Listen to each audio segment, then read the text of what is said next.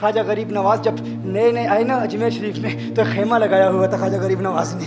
خیمے میں خواجہ غریب نواز عصر سے لے کر مغرب کے وقت تک روتے رہتے تھے. ایک نوجوان اجمیر سے باہر گیا ہوا تھا پڑھنے کے لیے, کچھ عرصے کے بعد واپس آیا اور اس خیمے کے قریب سے گزر ہوا اور گزرا تو رونے کی آواز آئی. فوراً دیکھتا ہے کہ خواجہ غریب نواز رو رہے ہیں, ابھی غیر مسلم ہے, اسلام قبول نہیں کیا. فوراً گھر جاتا ہے, ماں سے پوچھتا ہے, ماں یہ مسلمانوں کا گرو کیوں روتا ہے, مسلمانوں کا بابا کیوں روتا ہے؟ میں ہر روز گزرتا ہوں, عصر سے مغرب کے مابین جو وقت ہے یہ روتا ہے. ماں نے کہا جاؤ اس سے پوچھ لو کیوں روتا ہے. وہ نوجوان خواجہ غریب نواز کے خیمے کے اندر آیا, کہا بابا میں ہر روز یہاں سے گزرتا ہوں, آپ کے رونے کی آواز آتی ہے, بتائیے آپ کیوں روتے ہیں؟ کہا جاننا چاہتے ہو میں کیوں روتا ہوں؟ میں نے ایک مدت اپنے مرشد کے ساتھ گزاری ہے, مرشد کی خدمت میں گزاری ہے, مجھے اپنے پیر کی یاد رلاتی ہے, پیر کی یاد رلاتی ہے. میں عصر سے مغرب کے وقت تک اپنے مرشد کی یاد میں روتا رہتا ہوں. اس نوجوان نے کہا اچھا میں نے تو سنا تھا کہ انسان کو جب درد ہوتا ہے, تکلیف ہوتی ہے تو تکلیف انسان کو رلاتی ہے, آپ کو تو محبت ہے,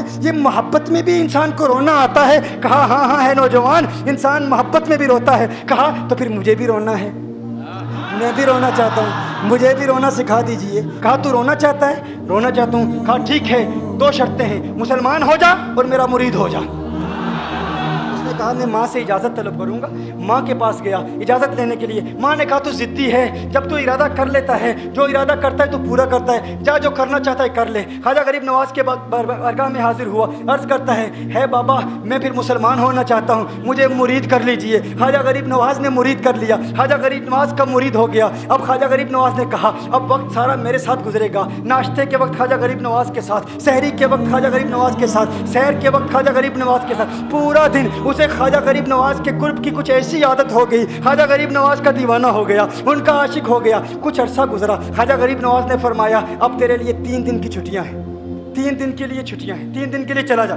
اس نے کہا مسئلہ ہی کوئی نہیں, ایشو ہی نہیں, پرابلم ہی نہیں, ٹھیک ہے 3 دن کے لیے چلا جاتا ہوں. اب جب 3 دن کے لیے گھر گیا, کہا 3 دن کے لیے تو اب مجھ سے ملاقات نہیں کر سکتا, مجھ سے ملنے کی اجازت نہیں ہے. اس نے کہا ٹھیک ہے نہیں ملوں گا. گھر گیا, پہلے دن جب گھر گیا یہ وہ نوجوان تھا جو 3 روٹیاں کھایا کرتا تھا, آج ایک لقمہ بھی نہیں کھا پایا, ایک لقمہ بھی نہیں کھا پایا. اسے کچھ ہو گیا, کہہ رہے مجھے کچھ ویکیوم سا محسوس ہو رہا ہے, کچھ دل میں کمی سی محسوس ہو رہی ہے.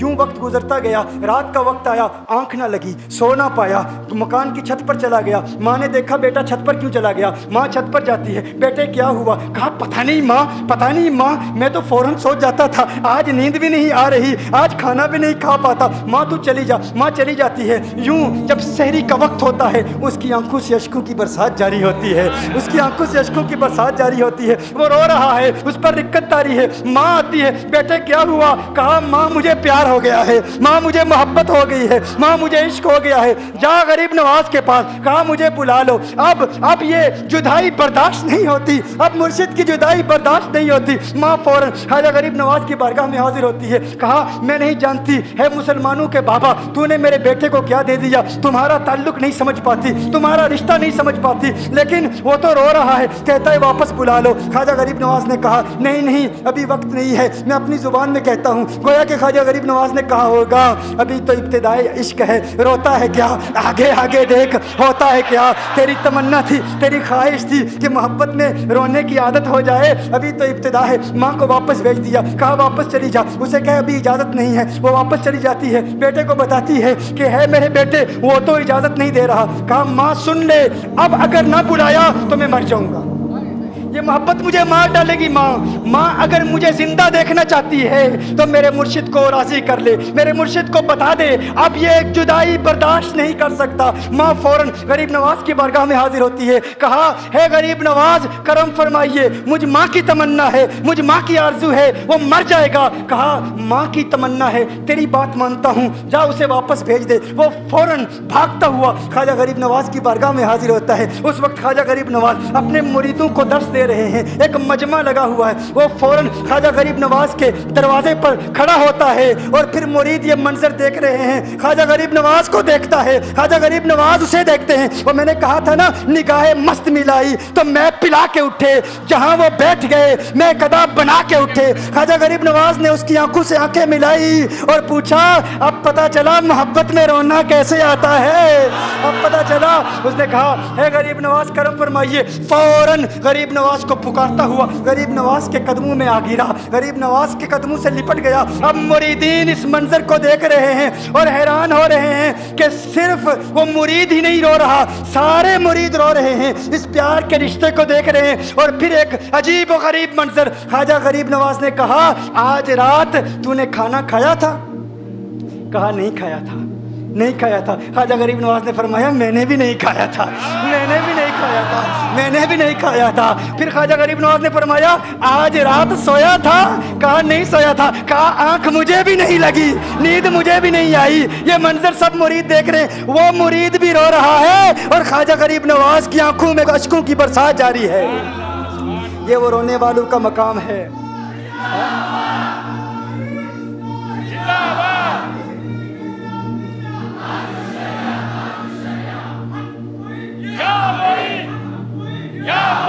ये डिस्कशन हो रही है पीर और मुरीद की, और फिर ये आंसू बातें कर रहे हैं। मेरी दास्तान हसरत वो सुना सुना के रोए, मेरी दास्तान हसरत वो सुना सुना के रोए, मेरे आजमाने वाले मुझे आजमा के रोए। कोई ऐसा अहले दिल हो कि फसाना है मोहब्बत, मैं उसे सुना के रोऊं, वो मुझे सुना के रोए।